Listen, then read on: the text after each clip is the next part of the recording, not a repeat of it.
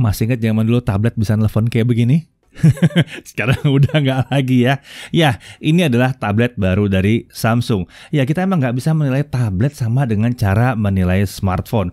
Ukuran layarnya yang lebih besar membuat dia memiliki keunikan tersendiri dalam penggunaannya. Buat yang mau tahu kenapa tablet terutama yang Android itu cukup menarik ya, cek video kami sebelumnya. Nah, kali ini kita membahas salah satu tablet murah 4 jutaan dari Samsung, Galaxy Tab A7 keluaran 2020. Ya, ini dia Tab A7, tablet terkini dari Samsung untuk kelas menengah. Oke, kalian nggak perlu komentar, mending yang buah-buahan. Kenapa? Karena tablet Android adalah solusi yang berbeda ekosistemnya. Ya, meski kesamaannya mungkin banyak, tapi saya nggak bisa beli app untuk HP dan dipakai di tablet kalau OS-nya beda.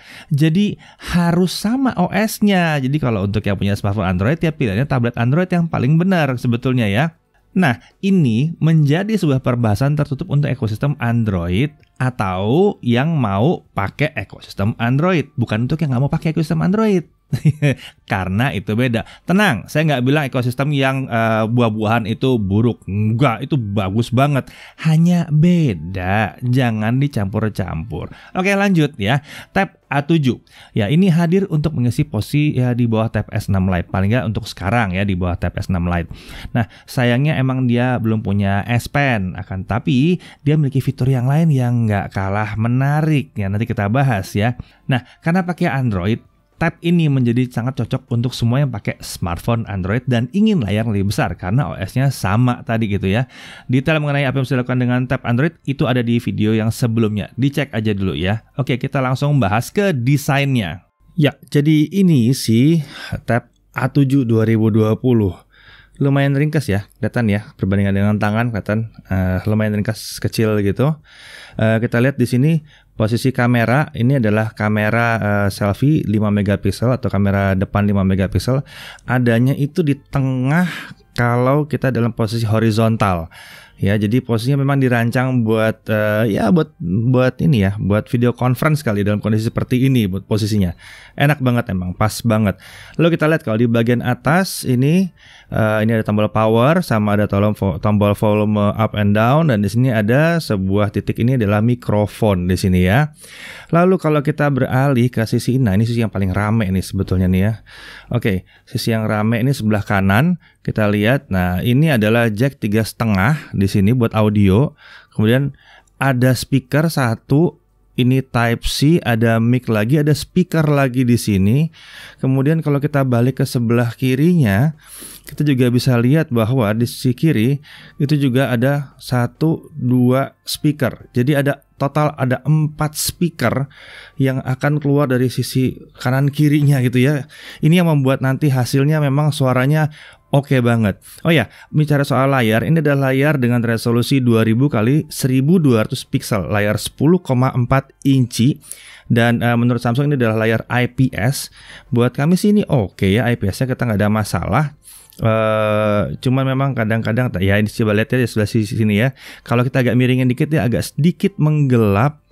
Tapi kalau kita udah miring jauh baru mulai terasa. Kalau kita begini lurus sih nggak ada masalah sebetulnya. Dan ini kalian melihat melalui matanya kamera ya. Matanya kamera tidak sebaik mata manusia tentunya. Mata manusia akan lebih toleransi lagi terhadap perubahan tipis ini ya. Sejauh ini kita lihat warna sih oke banget, nggak ada masalah untuk layar yang satu ini. Oke, kalau bicara soal desain belakang, kita bisa lihat ini kameranya ada di sini, cuma ada satu di sini. Ini kamera 8 megapiksel autofocus, dan di belakang ini bodinya metal. Keren juga ya, buat harga sini dapat bodi metal. Ada 2 pilihan warna di sini, ini yang dark gray, ada lagi yang silver nanti ya.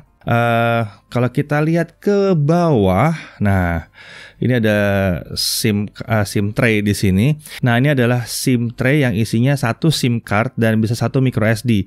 Untuk micro SD-nya ini bisa sampai dengan 1 terabyte. Oh ya, ini kesadaran nanya, ini kamera bisa resolusi berapa? Dua-duanya untuk video bisa mencapai 1080p, baik yang depan maupun yang ada di belakang.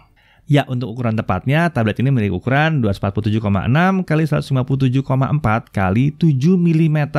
Jadi tipis, dengan bobot 447 gram, di bawah setengah kilo. Jadi dia ringan. Untuk spesifikasi di dalamnya dia menggunakan Snapdragon 662 yang udah sering kita bahas, dan untuk RAM itu 3 GB ya, dan storage-nya 32 GB dan bisa di-upgrade ke 1 TB dengan menggunakan microSD tentunya. Untuk konektivitas dia punya 4G LTE. Ya, tablet ini bisa dipakai buat nelpon tapi pakai speakerphone atau pakai earphone. Dia nggak punya earpiece kayak dulu lagi begini, nggak ada. Jadi Samsung tidak mau membuat kalian menjadi konyol nelpon pakai tablet sebesar ini ditempel di sini. Nggak begitu caranya ya. Lalu kemudian dia punya Wi-Fi 2,4 dan Wi-Fi 5 GHz juga. Bluetooth-nya sudah versi 5.0. Untuk baterai itu cukup besar ya, 7040 mAh. Sudah support sampai dengan charging 15 watt.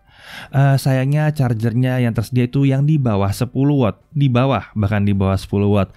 Hasil pengujian pengisian baterai itu mencatat waktu di atas 4 jam dari kosong sampai penuh. Ini sangat lama karena charger ya bahkan di bawah 8 watt.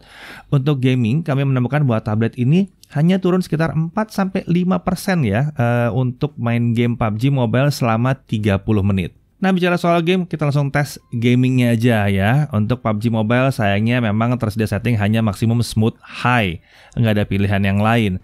Tapi pengalaman mainkannya cukup nyaman, kita nggak ngerasa ada nyendat-nyendat atau gimana ya. Terasa sekali nih, speakernya menggelegar, dan karena speaker tadi ada 4 itu ya, ini membantu arah datangnya suara, kan stereo speakernya. Jadi menarik, main kayak begini tapi stereo, kita tahu, oh yang nembak di kiri, oh yang nembak di kanan gitu.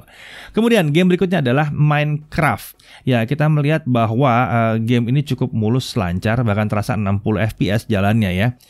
Kita bisa dapatkan ini dengan chunk di setting 12. Mainnya terasa ringan banget, tapi di stage-stage yang awal, memang stage biasa. Ya kita nggak nyoba lah dinamit diledakin, itu agak aneh sih sebetulnya ya. Lalu kemudian Genshin Impact. Ya ini kekinian sekali sekarang ya. Sayangnya game ini memang by default tidak bisa dimainkan di tablet ini. Lah, terus katanya dicoba Genshin Impact. Ya, kita coba. Play Store tidak mengizinkan, tapi kita mengambil langkah lain dengan menggunakan App Store alternatif dan menginstal game yang satu ini. Diizinkan. Nyatanya ya emang berat. Walaupun bukan hal yang mustahil memainkan Genshin Impact dengan Tab A7, hanya aja ya nggak mulus lancar aja gitu. Kadang-kadang terpatah-patah, kadang-kadang doang. Jalan-jalan masih oke lah, masih nggak ada masalah. Tentunya settingan yang terendah ya, bukan settingan tinggi sama sekali, nggak ada yang boleh tinggi sama sekali ya. Yang saya sayangkan adalah suaranya yang jadi kadang-kadang agak kurang rapi aja di Genshin Impact ini. Mungkin karena frame rate-nya juga udah agak rendah memang. Tapi setidaknya kalau yang punya ini dan mau cobain bisa. Memang mungkin permasalahan besarnya selain tadi agak sedikit melambat kadang-kadang juga ukuran storage-nya ya. Karena kalau 32 GB diisi Genshin Impact yang saat ini ya, si 6 GB, habisnya lumayan banyak. Oke, kita lanjut ke pengujian kamera. Untuk uji kamera kita ke luar ruangan dulu aja. Nah, kalau kalian iseng mau pakai dia buat vlogging atau mau iseng-iseng bikin video ini pakai kamera selfie-nya, hasilnya seperti apa ya? Seperti ini hasilnya. Ini nggak pakai edit di 1080p atau 1920 kali 1080. Ya, tentunya ya nggak ada ini ya, nggak ada stabilizer. Ya bisa dilihat aja hasilnya kurang lebih seperti apa, dynamic range-nya seperti apa, kurang lebih seperti ini. Dan ini suara juga saya tidak pakai antik tambahan. Saya hanya pakai mikrofon dari si tablet ini sendiri. Oke, kalau jalan terus kayak begini. Nah, sekarang mari kita cek, ganti ya ke kamera belakangnya ya. Nah, ini contoh video kalau saya tidak pakai image stabilizer. Jadi hasilnya goyangannya seperti ini. Ya, coba saya panning. Ya, begitu ya. Ini hasilnya kalau saya hidupkan image stabilizernya. Saya jalan sama seperti tadi pakai tangan juga. Ya. Coba saya panning. Ya. Mendingan ya, lebih bagus ya hasilnya ya. Nah, untuk pengujian berikutnya kita coba kameranya dia. Kalau untuk ngezoom mungkin atau untuk mid ya, kita coba dalam kondisi ruangan yang normal. Saya matikan dulu lampu studio saya.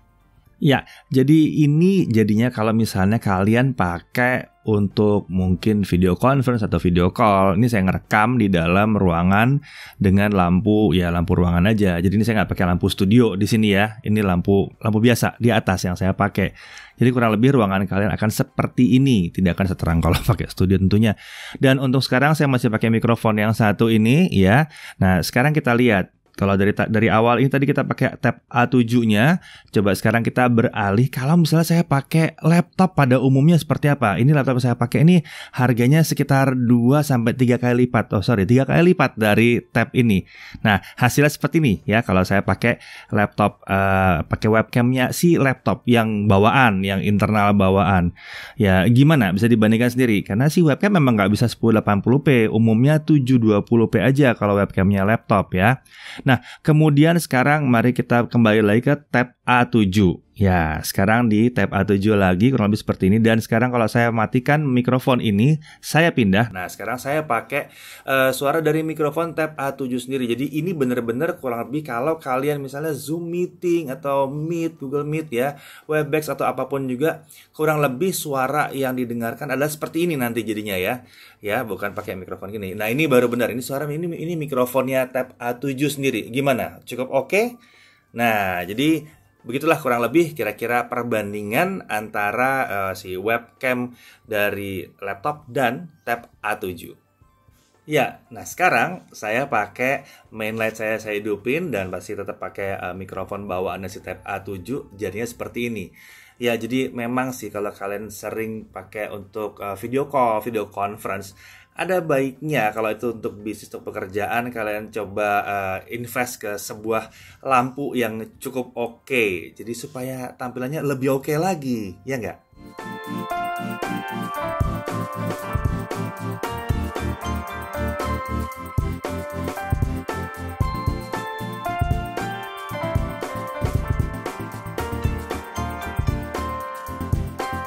Oke, jadi gimana? Lumayan oke kan? Iyalah, kameranya masih oke.